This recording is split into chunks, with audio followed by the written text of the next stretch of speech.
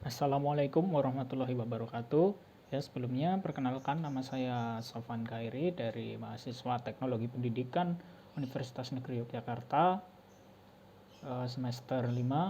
Pada kesempatan kali ini saya akan membahas tentang manajemen organisasi kurikulum. Baik, sebelum masuk ke materi manajemen organisasi kurikulum, akan lebih baik jika kita mengetahui tentang manajemen kurikulum itu sendiri. Apa sih itu sebenarnya manajemen kurikulum? Ya, manajemen kurikulum itu berasal dari dua kata, yaitu manajemen yang bisa berarti pengelolaan, pengadministrasian, cara, ataupun perbuatan mengelola. Dan satu kata lagi yaitu kurikulum, atau yang biasa kita kenal dengan rencana dan pengaturan dalam sejumlah mata pelajaran yang harus ditempuh peserta didik selama mereka menempuh pendidikan di lembaga pendidikan. Lalu sebenarnya apa sih manajemen kurikulum itu? Manajemen kurikulum itu adalah pendayagunaan sumber daya kurikulum yang mencakup perencanaan, pengorganisasian, pelaksanaan, ataupun pengawasan untuk mencapai tujuan pendidikan sesuai dengan lingkup kurikulum tersebut. Ya, selanjutnya kita sampai di bagian ruang lingkup manajemen kurikulum. Nah, sebenarnya ruang lingkup manajemen kurikulum itu terdiri dari 4 bagian. Yang pertama ada perencanaan, yang kedua ada organisasi kurikulum, yang ketiga ada implementasi kurikulum, dan yang terakhir ada evaluasi kurikulum. Nah, untuk saat ini kita akan berbicara terlebih dahulu tentang perencanaan kurikulum. Jadi perencanaan kurikulum itu sebenarnya adalah gambaran atau pedoman yang nantinya akan dilakukan pada tahap pelaksanaan kurikulum. Di mana dalam langkah-langkahnya sendiri di perencanaan ini, yang pertama menganalisis kebutuhan, yang kedua merumuskan dan menjawab pertanyaan filosofi dari perencanaan kurikulum, kemudian menentukan desain kurikulum yang nanti akan digunakan, dan yang terakhir membuat rencana induk pengembangan, pelaksanaan, dan penilaian. Yang selanjutnya adalah organisasi kurikulum. Nah, organisasi kurikulum ini sebenarnya nanti adalah yang akan kita bahas atau fokus pembahasan kita pada pertemuan ini, di mana organisasi kurikulum adalah sebuah pola atau desain yang tujuannya untuk mempermudah dalam mempelajari serta melakukan kegiatan belajar sehingga tujuan pembelajaran dapat tercapai dengan efektif. Kemudian terdapat beberapa langkah dalam organisasi kurikulum ini. Yang pertama yaitu perumusan rasional atau dasar pemikiran dari kurikulum, kemudian perumusan visi, misi, dan tujuan dari kurikulum itu sendiri, kemudian penentuan struktur dan isi program, kemudian pemilihan dan pengorganisasian materi, kemudian pengorganisasian kegiatan pembelajaran, pemilihan sumber, alat, dan sarana belajar, dan yang terakhir adalah menentukan cara mengukur hasil belajar. Kemudian di ruang lingkup yang selanjutnya, yaitu ada implementasi kurikulum atau penerapan dari kurikulum yang akan digunakan, atau realisasi, lebih mudahnya realisasi dari perencanaan kurikulum yang sebelumnya tadi telah dibuat.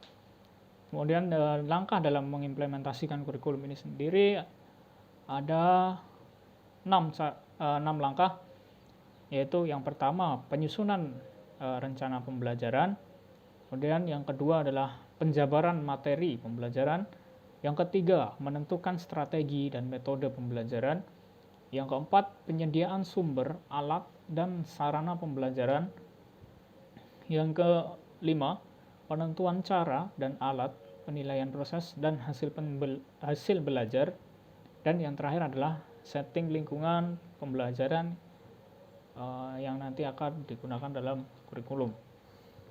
Nah, kemudian kita sampai di ruang lingkup manajemen kurikulum yang terakhir, yaitu tentang evaluasi kurikulum. Seperti yang kita ketahui bahwa evaluasi kurikulum ini sebenarnya adalah penilaian bagaimana jalannya kurikulum yang telah dilaksanakan. dari ketiga tahap yang sebelumnya saya paparkan. Kemudian penilaian ini berfokus pada pengukuran pencapaian proses di akhir yang mencakup tentang konteks, input, proses, dan juga produk atau biasa disebut chip. Dan yang selanjutnya kita akan membahas prinsip dalam manajemen kurikulum. Ada 5 prinsip dalam manajemen kurikulum sendiri, yaitu ada produktivitas, demokratisasi, kooperatif, efektivitas dan efisiensi, dan mengarahkan visi, misi, dan tujuan. Yang pertama kita akan membahas tentang produktivitas.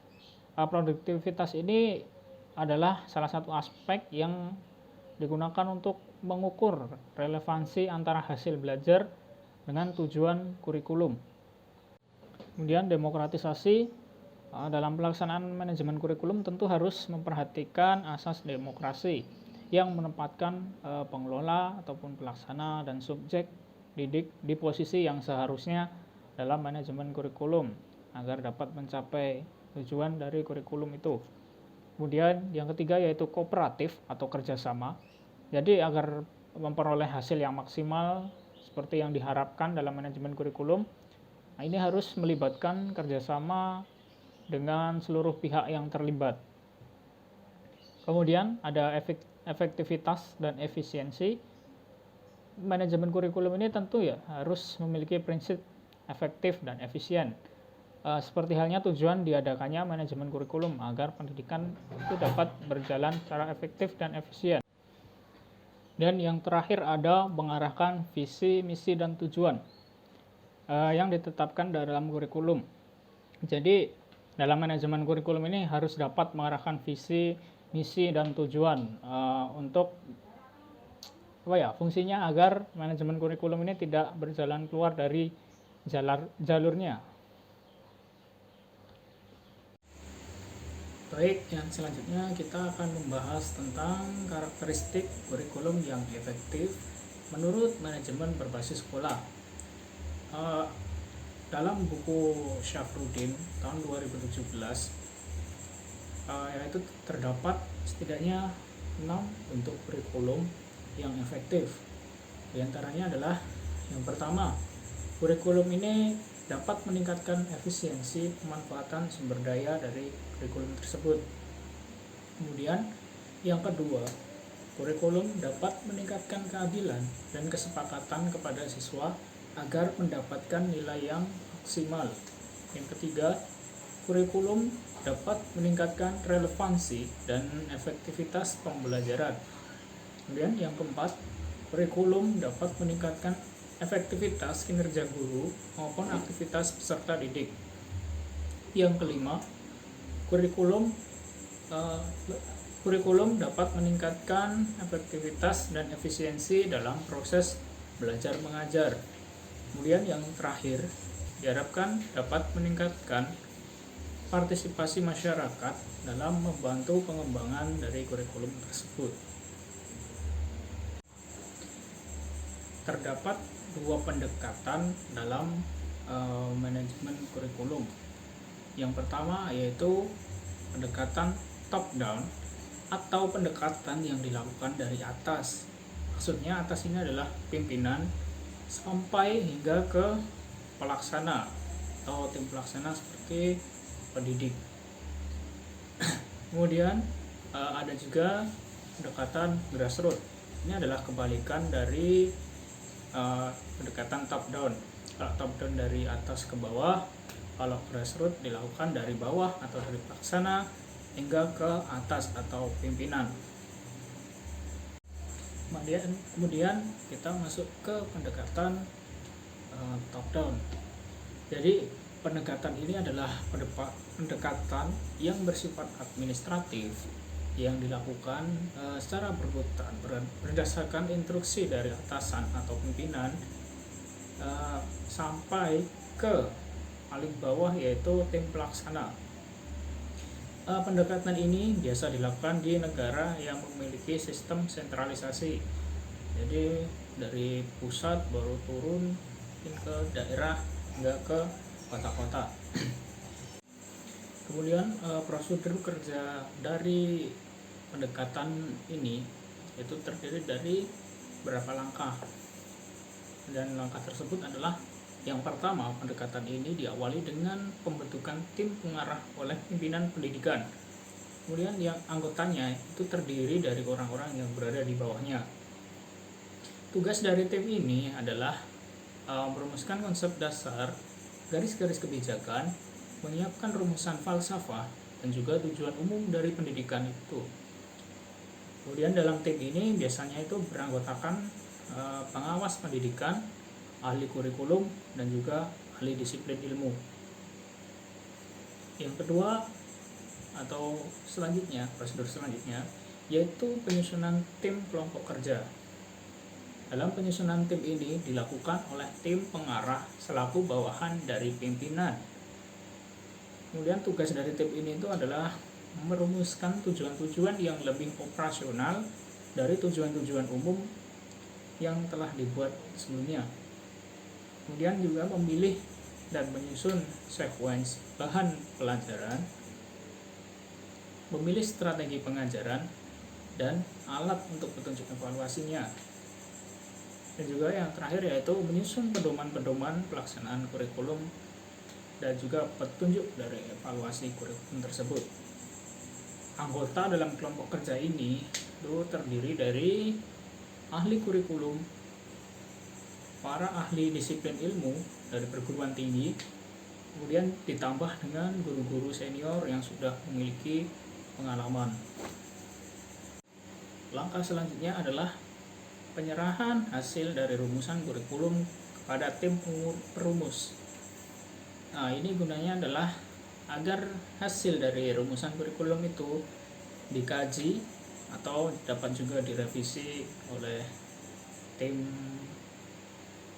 perumus. Apabila sudah dilakukan revisi dan juga sudah dikaji secara mendalam, selanjutnya adalah melakukan uji coba kurikulum itu, dan nanti hasilnya akan digunakan sebagai bahan untuk penyempurnaan kurikulum yang akan dibuat. Jadi dari kekurangannya akan disempurnakan dalam tahap ini.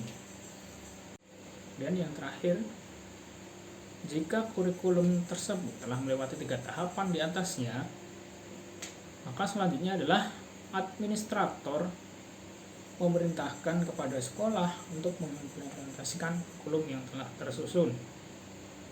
Ini adalah langkah terakhir atau langkah implementasi setelah kurikulum disempurnakan dan telah diuji cobakan. Dari beberapa langkah yang sudah dituliskan tersebut, dapat kita simpulkan bahwa dalam model ini itu pengembangan kurikulum dilakukan secara bertahap dari pimpinan hingga bawahan di setiap sekolah-sekolah. Dan juga setiap sekolah ini harus menunggu rumusan kurikulum dari atasan sebelum mengimplementasikannya. Jadi tidak boleh sembarang mengimplementasikan. Selanjutnya adalah pendekatan grassroots. Pendekatan grassroots ini adalah kebalikan dari pendekatan top down. Kalau top down dilakukan dari atas hingga ke bawah, kalau grassroots dilakukan dari bawah ke atas. Jadi pendekatan ini berawal dari bawah yang disebabkan karena pendidik itu memahami adanya bentuk kekurangan atau kelemahan dari kurikulum yang sedang berlaku. Jadi jadi pendekatan ini hanya akan dapat dilakukan apabila pelaksana kurikulum atau pendidik yang berada di bawah itu menyadari akan kelemahan-kelemahan kurikulum yang sedang diimplementasikan. Jadi mereka membuat inisiatif untuk melakukan penguatan terhadap kurikulum dengan menguji kurikulum ini. Kemudian langkah-langkah yang terdapat dalam pendekatan grassroots ini sebenarnya langkah-langkah yang saya ambil dalam buku Wahyudin, yaitu yang pertama adalah menyadari adanya permasalahan. Ya, seperti yang dikatakan tadi, pendekatan ini dilakukan apabila ada pendidik yang menyadari adanya permasalahan kurikulum. Karena pendekatan ini bermula dari bawah, maka pelaksana kurikulum harus menyadari terlebih dahulu adanya masalah. Selain itu, kadangkala hal ini juga diawali karena adanya keresahan oleh tim pelaksana atau pendidik. Tanpa adanya kesadaran masalah dari pendekatan rekrut ini tidak mungkin dapat dilakukan. Logikanya seperti itu. Kemudian yang langkah selanjutnya adalah mengadakan refleksi. Jika kita merasakan adanya kesalahan atau masalah, maka kita harus mencari tahu penyebab dari masalah tersebut. Refleksi dapat dikaji menggunakan literatur yang relevan atau segala hal bentuk literasi atau kasus-kasus yang relevan terhadap sumber masalah tersebut. Kemudian hal ini dapat dilakukan juga misalnya menggunakan sumber dari internet atau dan lain sebagainya, atau mungkin juga diskusi. Kemudian yang selanjutnya adalah mengajukan hipotesis atau jawaban sementara. Berdasarkan kajian refleksi yang telah dilakukan, selanjutnya guru itu memetakan berbagai kemungkinan munculnya masalah dan juga cara penanggulangannya. Ini dibentuk ini dilakukan dalam tahapan pengajuan hipotesis ini. Kemudian langkah yang selanjutnya adalah menentukan hipotesis yang sangat mungkin dekat dan dapat dilakukan sesuai dengan situasi dan kondisi lapangan. Jadi yang hipotesis yang mungkin agak-agak dekat dengan sumber permasalahan itu kita tentukan, kita olah, kemudian kita masukkan untuk melakukan manajemen berdasarkan pendekatan grassroots ini. Yang selanjutnya adalah implementasi, perencanaan, dan juga melakukan evaluasi secara terus-menerus untuk memecahkan masalah. Jadi bentuk-bentuk hipotesis yang sudah dibuat, yang sudah ditentukan dan sudah diolah, selanjutnya diimplementasikan dalam kurikulum. Kemudian tidak lupa untuk selalu dievaluasi secara terus-menerus agar kita dapat mengetahui bagaimana pengaruh dari hipotesis yang sudah kita buat dalam menangani atau memecahkan masalah yang saat ini sedang dihadapi dalam kurikulum. Kemudian yang terakhir adalah membuat atau menyusun laporan hasil pelaksanaan pengembangan melalui grassroots.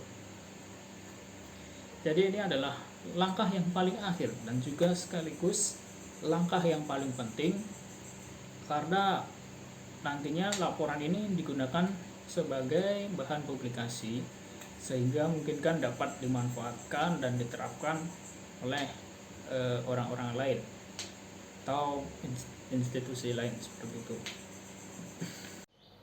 Nah, selanjutnya kita akan memasuki di bagian organisasi kurikulum. Apa sih itu organisasi kurikulum? Iya, di sini saya mengutip dari salah satu ahli, yaitu Sukiman. Jadi organisasi kurikulum adalah pola atau bentuk pengaturan unsur-unsur ataupun komponen-komponen kurikulum yang disusun dan disampaikan kepada peserta didik.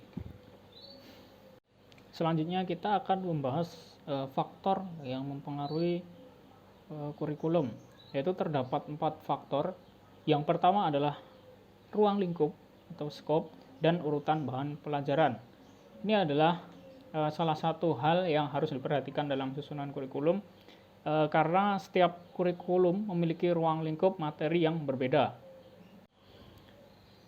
Kemudian yang kedua ada kontinuitas atau keberlanjutan. Dalam hal ini kurikulum tidak boleh bersifat stagnan atau tetap. Jadi organisasi kurikulum itu perlu diperhatikan, terutama berkaitan dengan substansi bahan yang dipelajari siswa. Jangan sampai terjadi pengulangan ataupun materi yang nantinya loncat-loncat tidak jelas. Harus tetap berlanjut dan berlanjut. Kemudian yang ketiga, keseimbangan bahan pelajaran. hal ini juga merupakan yang harus diperhatikan dan dipertimbangkan dalam organisasi kurikulum. Jadi semakin dinamis perubahan dan perkembangan dalam ilmu pengetahuan, sosial budaya, dan ekonomi, ini akan berpengaruh pada dimensi kurikulum. Kemudian setidaknya ada dua aspek yang seharusnya diperhatikan dalam keseimbangan organisasi kurikulum ini.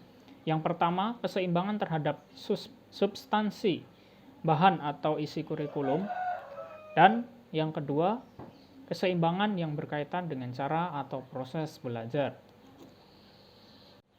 Kemudian yang nomor 4, alokasi waktu atau target waktu.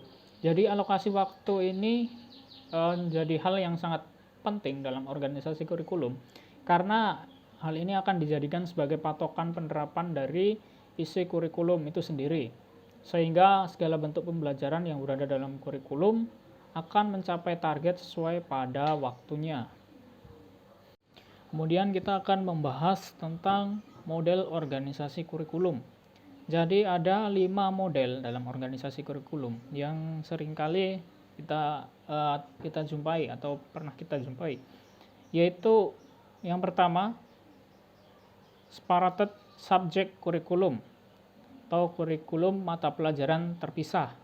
Yang kedua, ada correlated kurikulum atau kurikulum mata pelajaran gabungan. Yang ketiga, ada integrated kurikulum, yaitu kurikulum terpadu. Yang keempat, ada core kurikulum atau kurikulum inti. Dan yang kelima, ada experience atau activity kurikulum, yaitu kurikulum pengalaman ataupun aktivitas. Yang pertama adalah selanjutnya kita akan membahas apa saja sih model organisasi kurikulum yang tadi telah dipaparkan.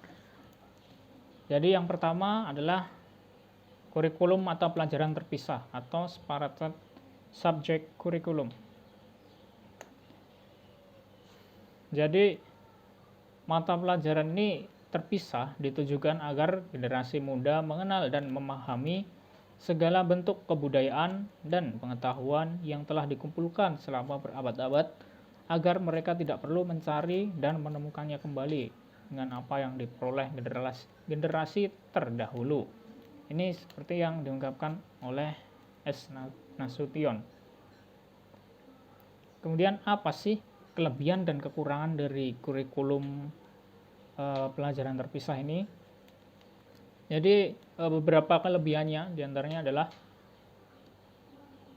mudah dipelajari karena bahan ajarnya disusun secara sistematis, logis, dan sederhana. Kemudian kurikulum ini cenderung mudah diubah dan dikembangkan. Yang ketiga yaitu kurikulum model ini lebih mudah didesain sesuai dengan mata pelajaran masing-masing. Dan yang keempat ini, karena model yang cenderung mengandalkan penemuan yang sudah ada, jadi kurikulum ini dapat digunakan untuk mewariskan segala sesuatu yang sudah ada. Tentu saja di samping kelebihan pasti juga ada kekurangan. Kekurangannya seperti yang dapat kita lihat di samping ini. Yang pertama, tidak ada hubungan antar mata pelajaran karena mata pelajarannya terpisah-pisah. Jadi IPA sendiri, IPS sendiri, kemudian bahasa Indonesia sendiri, matematika sendiri, seperti itu. Kemudian yang B, bahan ajar yang digunakan ini tidak bersifat aktual. Kemudian yang C, pembelajaran cenderung mengutamakan aktivitas guru. Jadi siswa ini nanti bisa menjadi pasif. Kemudian proses dan bahan pelajaran sangat kurang memperhatikan minat, bakat, dan kebutuhan siswa. Karena seperti yang kita ketahui bahwa kurikulum ini lebih terfokus pada guru. Jadi guru itu selalu menyuapi peserta didiknya. Seperti itu. Kemudian kurikulum mata pelajaran gabungan atau correlated curriculum.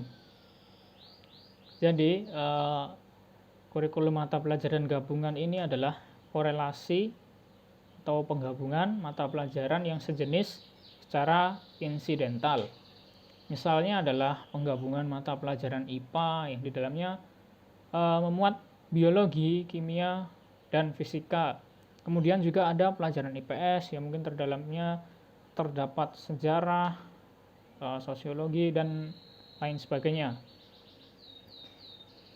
Kemudian hal ini tuh dikarenakan maksud dari kurikulum ini untuk mengurangi kekurangan yang terdapat dalam setiap mata pelajaran. Kemudian kelebihan dan kekurangan dari kurikulum ini adalah kelebihannya yang pertama yaitu memiliki sifat korelasi atau terhubung walaupun hanya sebatas beberapa mata pelajaran saja, tidak semua mata pelajaran ya. Kemudian memiliki wawasan yang lebih luas dalam lingkup satu bidang studi. Yang ketiga, menambah minat peserta didik karena korelasi mata pelajaran yang sejenis. Jadi sudah digolongkan menjadi satu jenis yang memiliki keterkaitan, sehingga peserta didik itu juga memiliki ketertarikan sendiri. Kemudian kita berbicara tentang kekurangannya yaitu pelajaran yang diberikan kurang mendalam. Ya, karena mata pelajaran ini dibagi menjadi beberapa korelasi ya. Jadi tidak bisa fokus, misalnya kalau IPA fisika hanya fisika saja, kemudian biologi saja, dan seterusnya. Kemudian yang B yaitu pelajaran yang diberikan masih kurang aktual, sama seperti yang sebelumnya, kurikulum mata pelajaran terpisah. Kemudian yang C, kemungkinan bahan pelajaran ya, yang disampaikan akan abstrak. Nah, kalau yang C ini kenapa abstrak? Kalau seandainya prinsip penggabungan mata pelajaran ini belum dipahami oleh pendidik, jadi kemungkinan ya konsep dari pengajarannya tidak jelas atau masih bersifat abstrak. Yang ketiga adalah kurikulum terpadu atau integrated curriculum. Jadi model ini adalah model yang memiliki kecenderungan bahwa dalam suatu pokok bahasan harus terintegrasi atau terpadu secara menyeluruh. Adapun bentuk pembelajaran yang mungkin digunakan dalam model ini adalah seperti misalnya pemecahan masalah, metode proyek, pengajaran unit atau unit teaching, kemudian inquiry, discovery, dan pendekatan tematik yang dalam pembelajarannya kelompok ataupun perorangan. Selanjutnya ada kurikulum inti atau core curriculum. Jadi kurikulum ini adalah bagian dari kurikulum terpadu, di mana kurikulum ini menggunakan bahan ajar dari berbagai mata pelajaran atau disiplin ilmu untuk menjawab atau menyelesaikan permasalahan yang sedang dihadapi peserta didik. Kemudian di sini ada beberapa topik yang dapat dikembangkan dalam kurikulum ini agar selalu berkaitan dengan disiplin ilmu dan lingkungan. Misalnya adalah penanggulangan penyebaran COVID-19, penanggulangan limbah, atau pelestarian sumber daya alam bagi manusia, dan lain-lain. Masih banyak lagi yang bisa kita kembangkan dalam kurikulum ini. Kemudian untuk kelebihan dan kekurangan sendiri dapat kita jadikan sebagai satu ya, karena kurikulum inti menginduk pada kurikulum terpadu. Yang pertama yaitu pelajaran melalui pemecahan masalah. Jadi kita lebih dapat bersifat aktual atau nyata. Kemudian yang kedua, kita dapat dituntut untuk menyelesaikan masalah secara kooperatif. Nah, kemudian yang ketiga yaitu kurikulum ini tuh berdasarkan pengalaman langsung. Dan yang keempat, dapat meningkatkan hubungan antara sekolah dan masyarakat. Sedangkan untuk kekurangan sendiri, kurikulum ini memiliki urutan yang logis, yang tidak logis, dan sistematis. Jadi agak sedikit abstrak. Kemudian masyarakat, orang tua, bahkan siswa belum terbiasa dengan kurikulum model seperti ini. Nah, ini juga salah satu kekurangannya ya, karena seperti yang kita ketahui bahwa kegiatan sekolah itu saat ini lebih kita kenal kegiatannya hanya sebatas di dalam sekolah saja, tidak di luar sekolah. Seperti itu.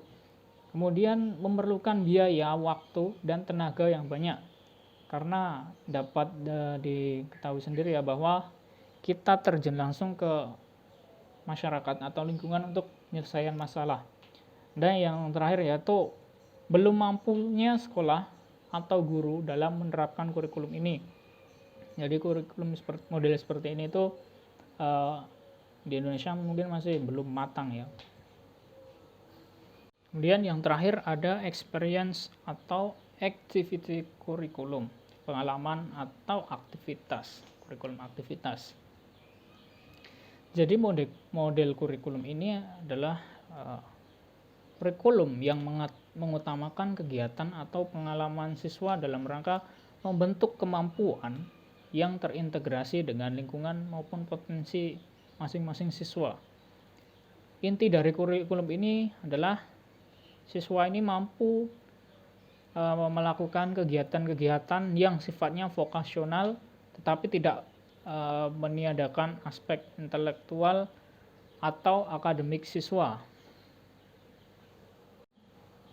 Kemudian karakteristik yang paling terlihat dalam kurikulum ini itu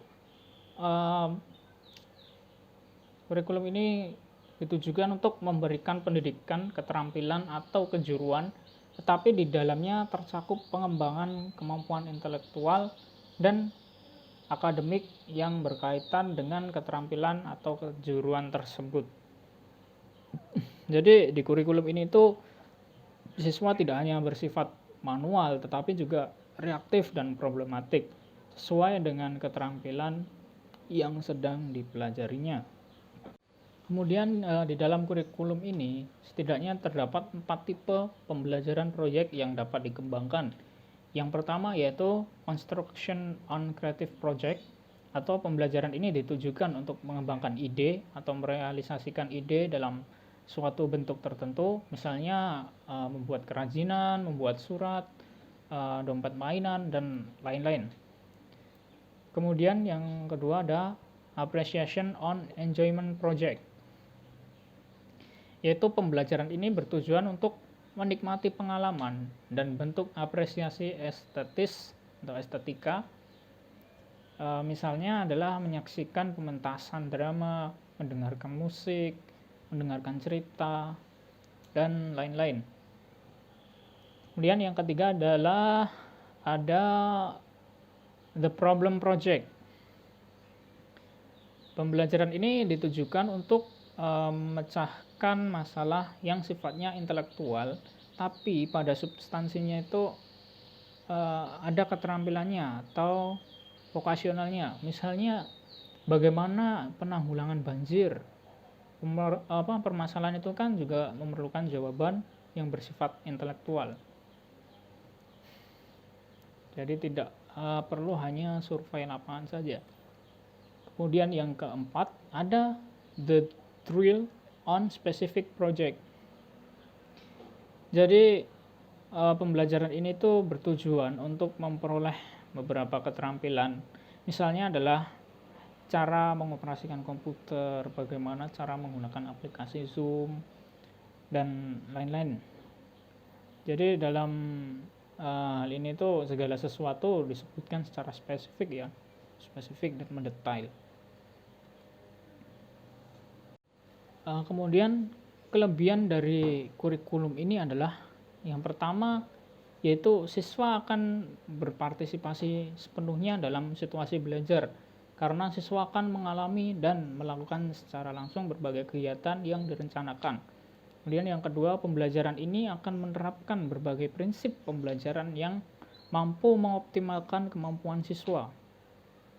Kemudian terdapat aspek estetika, intelektual, vokasional, dan kreativitas siswa dalam memecahkan masalah. Sedangkan dalam kekurangannya sendiri, kurikulum ini tidak memiliki urutan yang logis dan sistematis. Kemudian masyarakat, orang tua, bahkan siswa juga belum terbiasa dengan kurikulum model seperti ini. Kemudian memerlukan banyak waktu dan tenaga yang banyak untuk menerapkan kurikulum model ini. Dan yang terakhir kita akan membahas tentang karakteristik pengorganisasian kurikulum. Yang pertama yaitu di bagian kurikulum mata pelajaran terpisah ya ini. Yang pertama tadi separated subject kurikulum.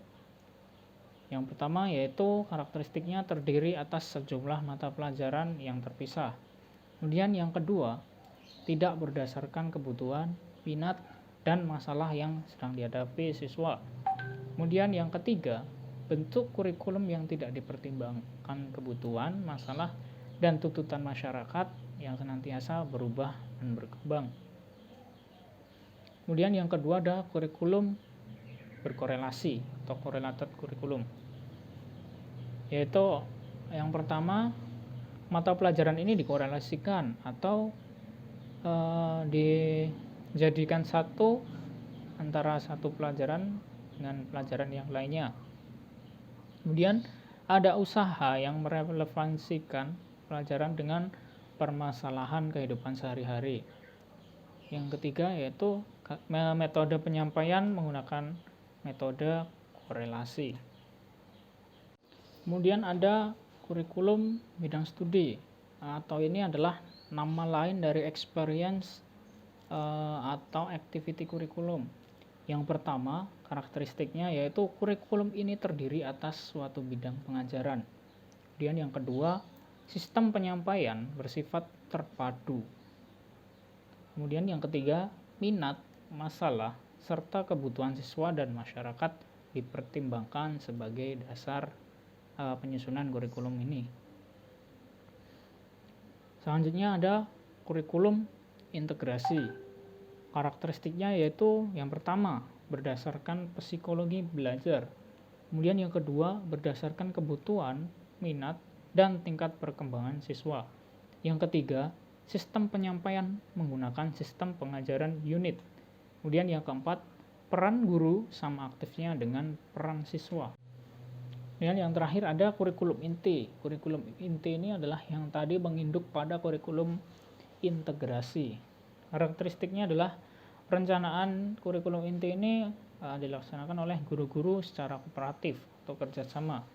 Kemudian yang kedua, pengalaman belajar disusun dalam unit-unit yang luas, komprehensif berdasarkan tantangan, minat, kebutuhan, dan masalah dari kalangan siswa dan masyarakat sekitarnya. Kemudian yang ketiga, guru dan siswa saling mengenal satu sama lain dengan lebih baik. Selanjutnya adalah permasalahan dalam pengembangan kurikulum. Jadi kan pengembangan kurikulum itu memang selalu ada permasalahannya. Dalam manajemen belajar sekolah, kurikulum ini dilaksanakan berdasarkan asas desentralisasi atau di setiap sekolahnya itu ada pengembangan kurikulum. Jadi permasalahan kurikulum ini tentunya akan selalu berkembang seiring berkembangnya sebuah sistem pembelajaran, atau juga bisa dari model pembelajaran. Permasalahan yang terjadi tidak hanya pada pembelajarannya, kadang-kala juga permasalahan itu terjadi pada lingkungan, peserta didik, atau bahkan dari pendidik itu sendiri. Tapi yang di sini yang akan saya lampirkan adalah permasalahan yang mungkin berkaitan dengan karakter atau individual dari peserta didik, dan juga permasalahan dalam materi pembelajar yang mungkin tidak sesuai dengan kebutuhan peserta didik. Yang pertama yaitu adalah permasalahan karakter ya. Permasalahan karakter ini terjadi secara individual dalam peserta didik, di mana permasalahan karakter ini itu dapat mengganggu berjalannya pengembangan kurikulum. Ini tuh adalah permasalahan yang mungkin selalu terjadi di mana-mana atau di banyak sekolah itu pasti terjadi. Permasalahan ini tuh selalu digali oleh pihak-pihak sekolah dan juga berusaha untuk dipecahkan untuk menciptakan kurikulum yang baik. Kemudian yang kedua adalah materi pembelajaran yang kadang tidak sesuai dengan kebutuhan peserta didik. Nah, ini adalah kadang-kala juga menjadi hal yang sangat riskan karena mungkin juga dapat disebabkan dalam pengkajian rancangan kurikulum yang kurang dilakukan oleh tim penyusun, sehingga terjadi miss terhadap beberapa permasalahan dan menjadi permasalahan yang baru tentang kesesuaian pembelajaran. Kemudian solusi dari permasalahan ini yang pertama adalah permasalahan karakter atau individual dari peserta didik. Solusi yang tepat dalam hal ini kalau menurut saya adalah dengan adanya metode mediasi yang dilakukan oleh pendidik atau juga biasa dilakukan oleh guru konseling ya, bimbingan konseling. Tapi juga hal ini tuh sangat disarankan. Kalau menurut saya sangat disarankan dilakukan oleh pendidik yang paling dekat dengan peserta didik tersebut. Jadi kan biasa guru atau pendidik itu ada beberapa murid yang mungkin mereka dekati atau akrab dengan mereka. Jadi fungsi dari pendidik itu adalah menggali segala permasalahan yang terdapat dalam peserta didik. Karena jika guru itu sudah dekat dengan peserta didik, maka besar kemungkinan peserta didik itu akan lebih terbuka dengan guru tersebut. Jadi segala bentuk permasalahan individual mereka dapat digali, yang nantinya akan permasalahan itu akan diolah dan juga dijadikan sebagai bahan untuk mengatasi masalah itu. Selanjutnya adalah materi pembelajaran yang kadangkala tidak sesuai dengan kebutuhan peserta didik. Sebenarnya permasalahan ini adalah permasalahan yang terjadi di awal, yaitu pengkajian kurikulum sebelum diterapkan. Dalam permasalahan ini tuh sebenarnya kunci penyelesaiannya dapat dilakukan dengan pengkajian kurikulum lebih lanjut. Kemudian jika masih kurang, jika mungkin masih terdapat kesalahan-kesalahan, pihak pendidik dapat mengajukan dengan pendekatan grassroots. Jadi ketika pendidik itu merasakan adanya kesalahan atau kekurangan kurikulum, mungkin kurikulumnya bisa masih lentur atau lembek, jadi membuat peserta didik itu kacau. Pendidik dapat mengajukan dengan pendekatan grassroots bila mendeteksi ada kelemahan tersebut. Kemudian diharapkan dari grassroots itu yang sudah diajukan itu akan dapat digunakan sebagai bahan evaluasi dan juga hal untuk memecahkan permasalahan yang terdapat dalam kebutuhan peserta didik tersebut. Baik, mungkin itu tadi adalah pemaparan yang dapat saya sampaikan ke teman-teman. Barangkali jika ada kesalahan ataupun hal yang kurang jelas, saya mohon maaf, dan mungkin apabila ada ketidakjelasan dapat ditanyakan di kolom komentar. Terima kasih dan selamat siang. Dan sebagai penutup, wassalamualaikum warahmatullahi wabarakatuh.